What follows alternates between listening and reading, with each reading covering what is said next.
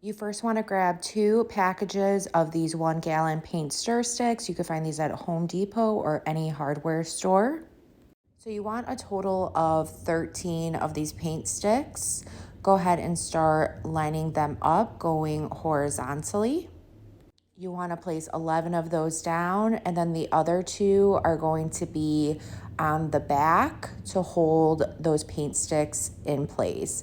So I'm using this Dollar Tree adhesive glue. It's a great substitute for E6000 with a mixture of hot glue to hold those paint sticks on the back of all the other 11 paint sticks.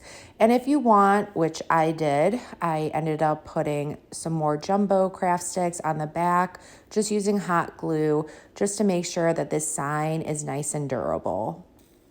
Next, I am using Waverly chalk paint in the color Plaster. You could also use just regular white acrylic paint. It does not have to be chalk paint.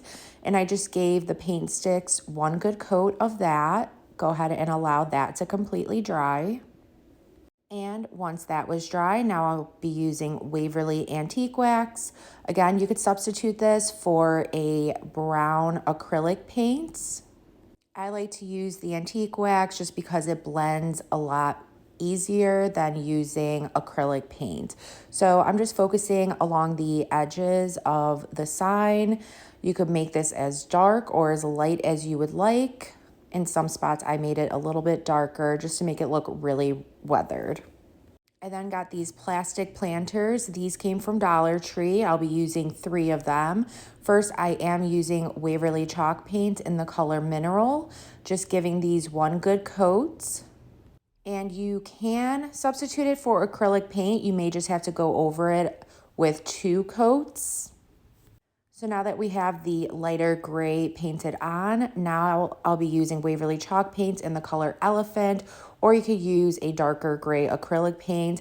I am using a cut up Dollar Tree sponge, just putting a small amount of that Elephant onto my sponge and then just begin dabbing it all throughout the planter. And if you go dark in certain spots, just go back over it with some more of that lighter gray color.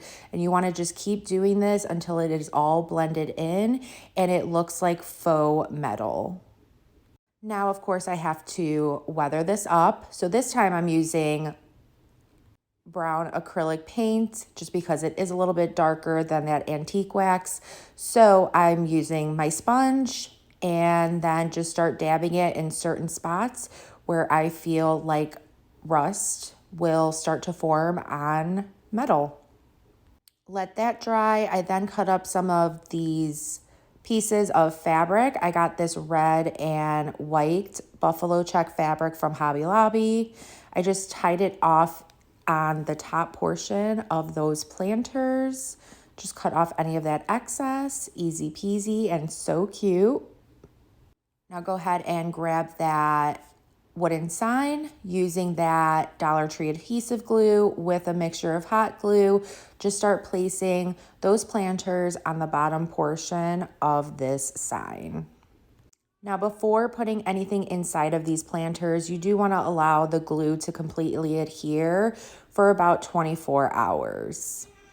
And just look at how adorable this is. I love it. Now I did create this stencil using my Cricut machine. It just says Home Sweet Home. All I do is just put the vinyl on the sign, go ahead and smooth it out to make sure that there are no wrinkles, take off that transfer tape, and then I will be going over this with black acrylic paint. Again, just using that cut up sponge. I just put a very small amount of that acrylic paint on my sponge, begin dabbing it all throughout the opening of that stencil, and then just peel off that vinyl, and then you have that beautiful saying on there.